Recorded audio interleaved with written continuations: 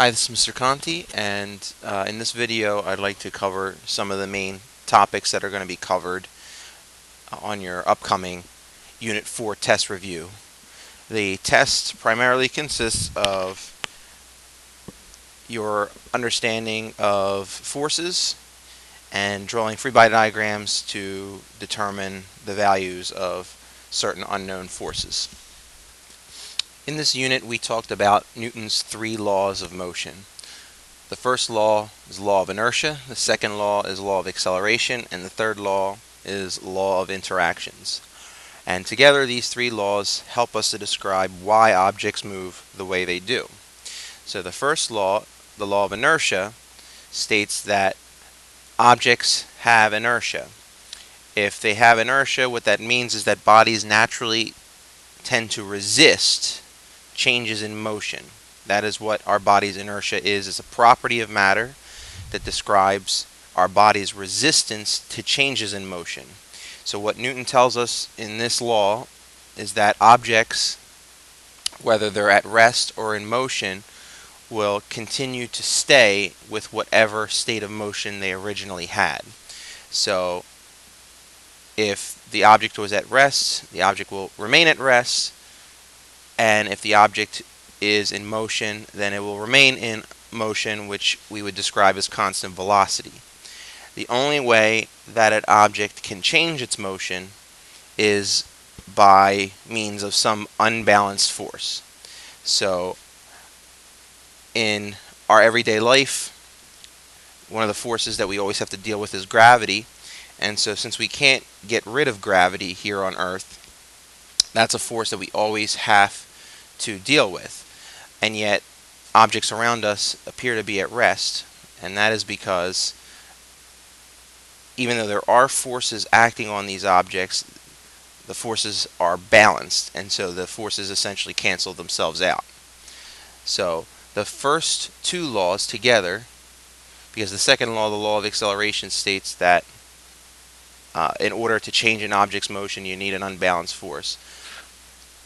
What we know from these first 2 laws is that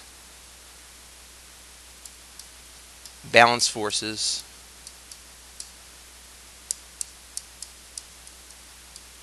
lead to constant velocity,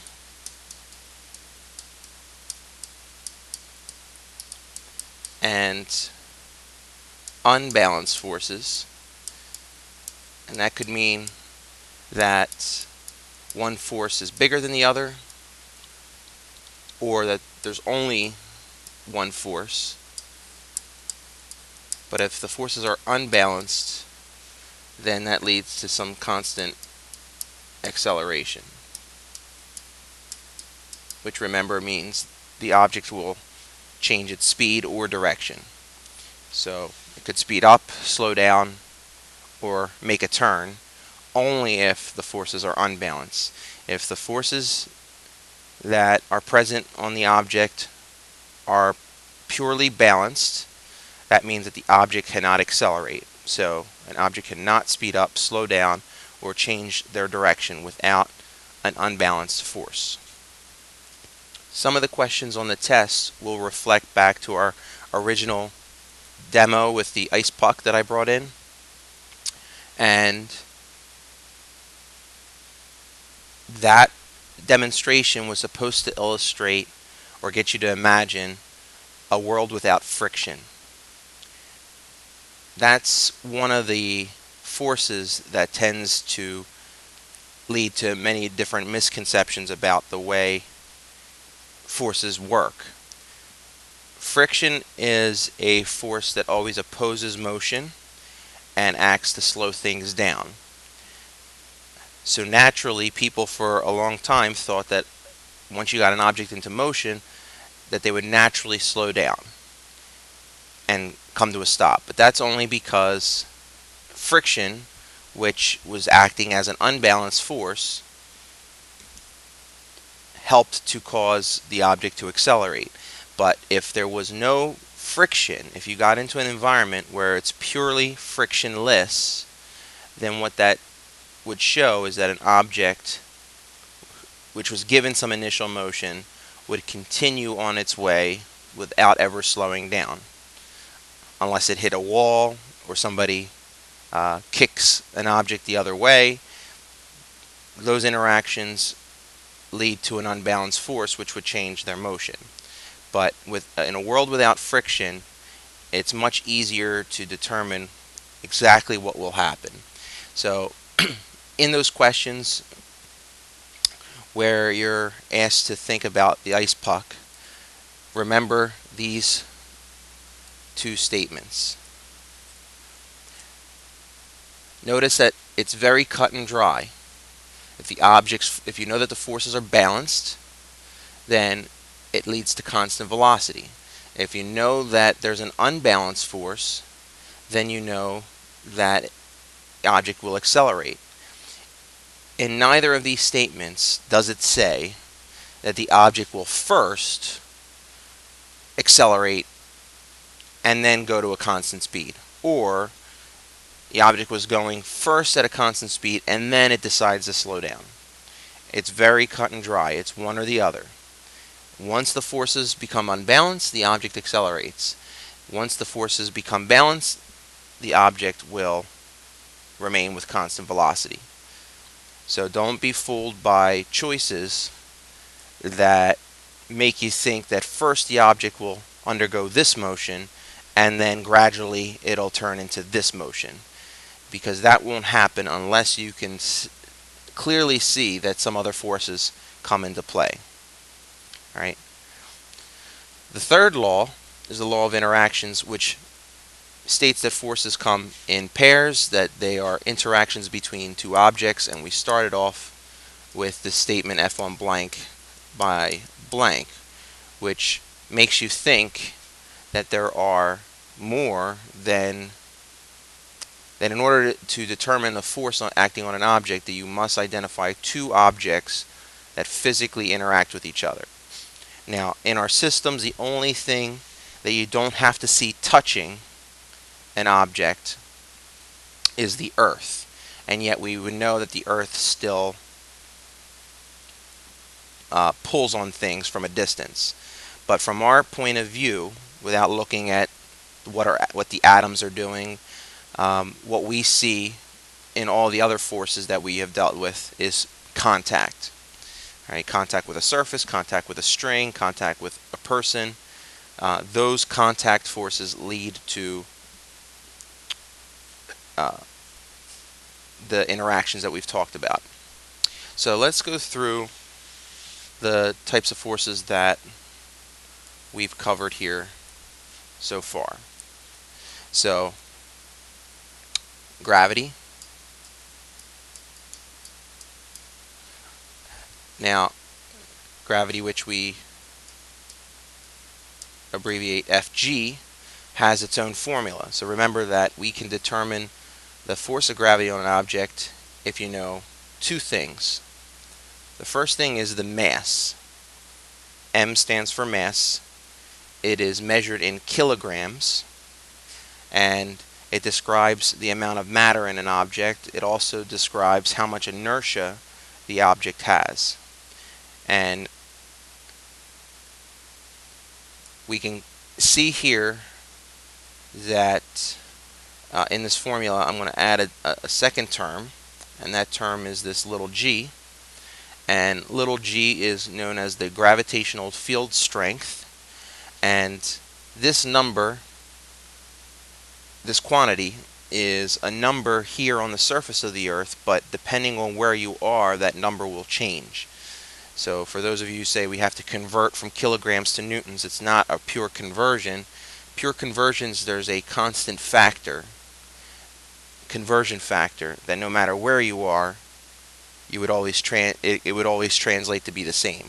But this number, little g, changes depending on where you are. Now, I will say that for now, little g has a constant value because we're only picking situations where it does remain constant. And that value is approximately 10 newtons per kilogram. Remember, the exact value is 9.8, but you're allowed to use 10 newtons per kilogram on the test. Fg is what we also call weight, whereas m is mass. And so even though these two quantities are on opposite sides of the equal sign, notice that they're not exactly the same because of this quantity little g. So mass and weight are not the same. Mass, again, description of how much matter is in the object, describes how much inertia the object has, is a property of that object. Whereas weight, which depends directly on mass, because if you could see, if the mass goes down, the gravity goes down, the weight goes down. But weight is also dependent on this little g value. And this little g value is dependent on location.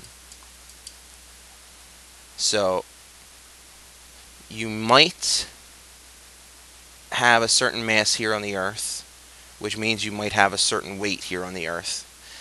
But if your mass were to stay the same, you could go to a different place in the universe where there's a different g value and your weight would be completely different.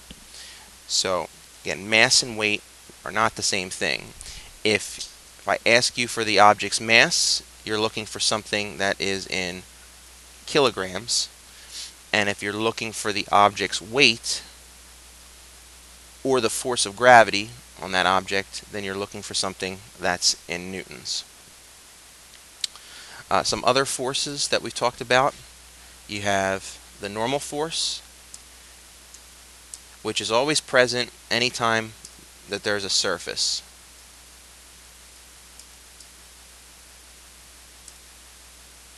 So remember, it's 90 degrees from a surface. It's when the object's in contact with a surface, it tends to be, when you draw your diagram, on the y-axis. So if this is your surface, the normal force is straight up. If this is your surface, the normal force is tilted at an angle, but since on those ramps we would be tilting our axes, then the normal force tends to continue to be along the y-axis. Another force is tension, and remember that's a pull. So we're talking about strings, ropes, chains. Applied forces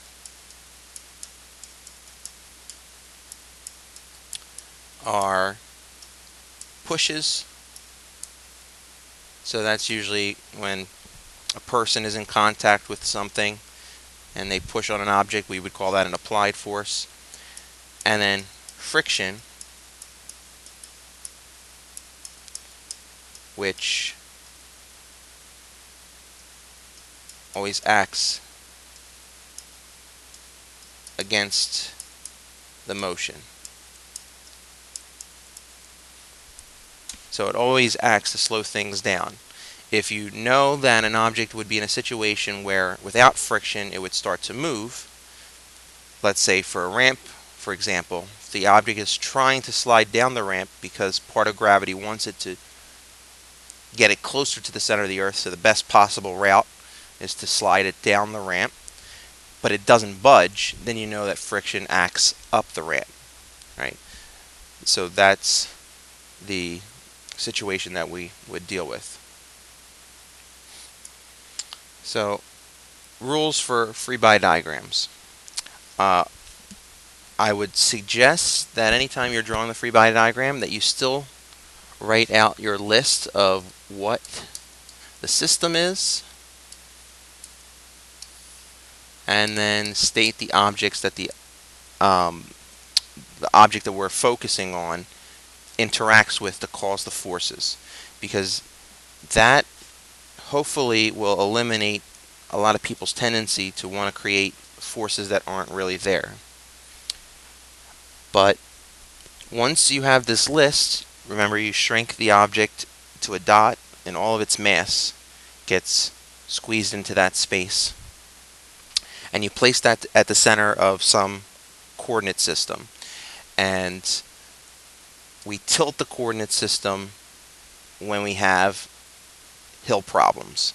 So if an object's on a hill or a ramp, you would always take the x-axis and tilt it in the direction of the hill, so that if you have, say, a block on a flat surface, that you would draw the axes normally. But if you, and this would be your, we don't normally label x and y because that's just more clutter with all the forces that we start to label on here. But notice that the x-axis mimics the surface, and 90 degrees from that is always the y-axis. If I have a hill and the box is on the hill, that I would take my x-axis and I would tilt it like the hill, and the y-axis, again, 90 degrees from that.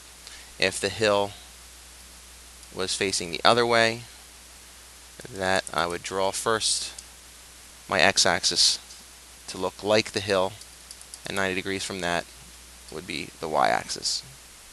So that's the rule. In any other situation, like here are two strings and here's a block hanging from these two strings, I would not tilt the axes because it won't help us to do that in this particular situation. Alright, once you've defined your system, you again shrink the object to a dot, place them at the center of your diagram, and you start to draw all the real forces that are there. So let me create some situations here. Let's say that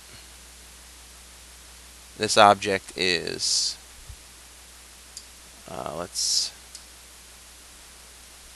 going to put a force back here, and I'm going to call that a push. So let's say that the block is being pushed at constant velocity. This system here is suspended at rest. Let's say that this block is at rest, and with this I'm going to pull this block up. That's a string, and it's going to go up the hill with constant velocity. So there we have a couple of situations. So the first block here, if we were to circle it, is interacting with the earth, the surface, and whatever's pushing the object. Make something up, you could say that it's a person pushing it. Okay? So there are guaranteed three forces. So F on box by earth is Fg pointing down. You have F on box by the surface pushing up, and that's our normal force. Because the box is at rest with respect to the y-axis, it's not going up or down. These two forces balance. There's an F on box by the person pushing it to the right. That's a push force that we call that applied. And if left like this system is not balanced. So the object would be accelerating. But we know from what I've stated here that the object is moving with constant speed. So that guarantees you another force this way to balance with Fa, and the only thing that could provide that is the force of friction. The two equations that would go with this system would be in the x direction that the applied force equals friction. So if I told you how hard I was pushing it, 50 newtons maybe, then that would guarantee in this situation that friction would be 50 newtons. In the y direction, the normal force equals Fg. So let's say I told you that the mass of this block was 5 kilograms. If the block's mass was 5 kilograms, FG equals mg.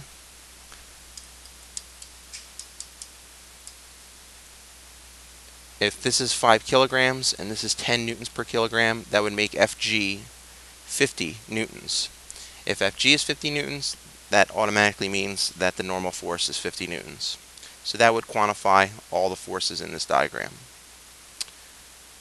Let's take a look at the block connected by two strings. This situation, we have F1 block by Earth again. There's FG. And now we have two strings, F1 block by string 1 and 2, which we call tension, and they're off at these angles here. So you have this tension 1 and this tension 2. If the strings are at the same angle, then you'll see that the tensions will be the same. Now, let me give you, for reference, angles that we say we might know. Let's say you know those two angles there. And those two angles just fit right here. And the next step, which we didn't have to deal with in this first problem because there were no angled forces, the next step in this diagram is to draw, for any force that's not sitting on an axis, we draw its x and y components. And so, to do that, we enclose the angle with sides to a right triangle. The main force is always going to be your hypotenuse, and then depending on where the angle is, that determines which side is opposite and which side is adjacent. But the way we label them is we write down the original name of the force, which was Ft2 in this case, and then the ones pointing up and down, those are the y components. So this is Ft2y, and this is Ft1y. And the sideways forces, these are x components, so this is Ft2x, and this is Ft1x. Now, because all the forces have to balance here as well, up and down, because it's not moving, then now that we have broken up the tensions into forces in the x and y direction separately, we can write these statements. In the x and y and the x direction, everything left, which is Ft2x, has to balance with everything acting to the right, which is Ft1x. So you state that Ft2x must equal Ft1x. Up and down, everything has to balance. So we have two arrows pointing up, Ft2y and Ft1y. Those two have to add together to cancel out gravity acting down. So Ft2y plus Ft1y must equal gravity. Now let's say you knew what the tension was, which tension is the original black arrow here, which is the hypotenuse of that triangle, and let's say you know what the angle is. Then you would use trig to work out the value of the opposite side and the adjacent side. To do that, we need the trig functions, sine, which is opposite over hypotenuse, cosine, which is adjacent over hypotenuse, and tangent, which is opposite over adjacent. So in this example where we were looking for the components, which end up being the opposite side and the adjacent side, we were given the hypotenuse and the angle. So we would be using sine and cosine to figure out the values of these components. Now, relative to the angle here, opposite to the angle is is the y component, and so the y components are the opposite side of the triangle. To find the opposite side, I take the hypotenuse and I multiply it by sine of theta. So the way that translates here is that let's just go with Ft1y equals ft1, which is the hypotenuse, times the sine of the angle. To find the x component, that is ft1x, because it's touching the angle here, it's on the other side, it's just connected to it. That means that it's an adjacent angle, and so you would take the hypotenuse and you'd multiply it by cosine to get your adjacent side. And so those two formulas would allow you to find the x and y components of the first tension. Now it turns out, because the tension would be the same in ft2 and the angle would be the same, the values of the components on this side would be identical as well. Let's take a look at the hill problem. In the hill problem, we have, for this situation where the block is at rest, gravity always acts straight down. The normal force acting 90 degrees from the surface would be along the y-axis. And if left like this, the object would accelerate, but instead stays at rest.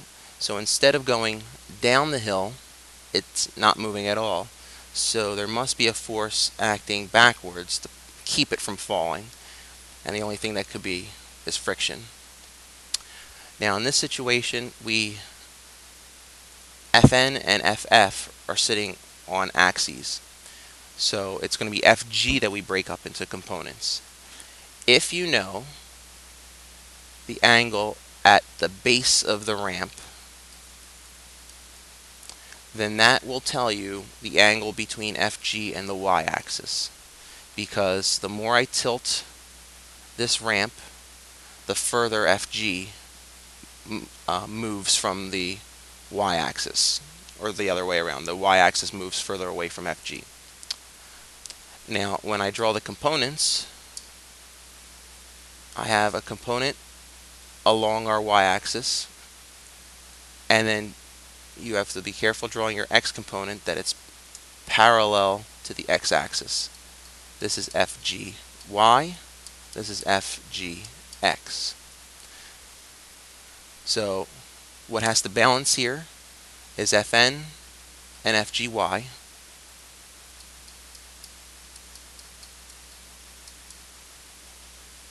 And then what balances along the x-axis is Ff and Fgx.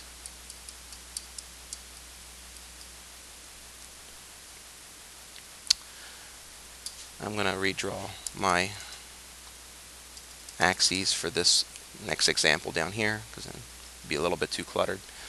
So this object is moving up the ramp by a string. So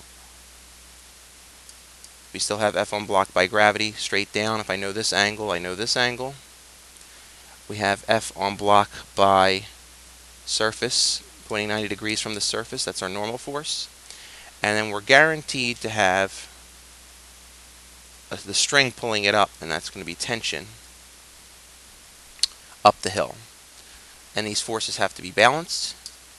I take Fg and I break it up into its two components. So you have Fgy, Fgx. All the ups have to equal the downs.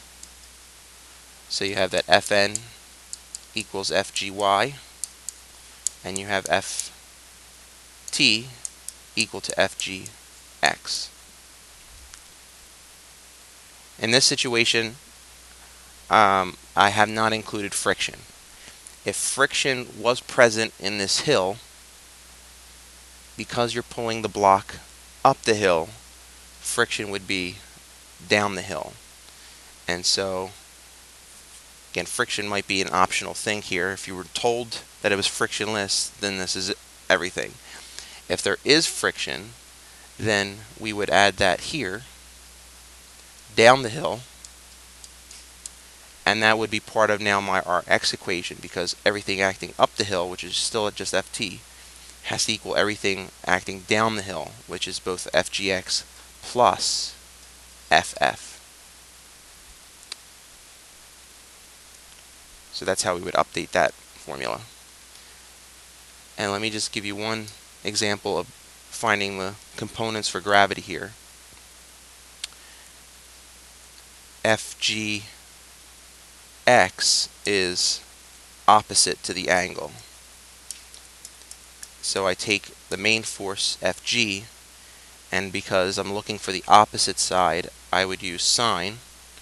I have to multiply Fg with sine of theta. To find Fgy, which is the adjacent side, I take Fg and I multiply that by cosine of theta.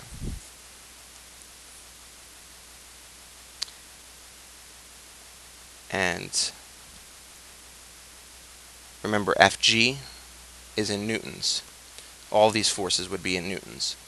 So if you were given the object's mass, then you would use Fg equals mg first to figure out what Fg is, and then you would do the trig to figure out Fgx and Fgy.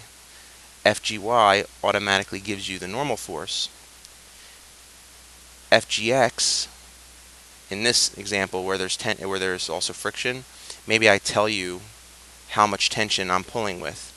Knowing the tension and the Fgx component would allow you to figure out how much friction is in the surface.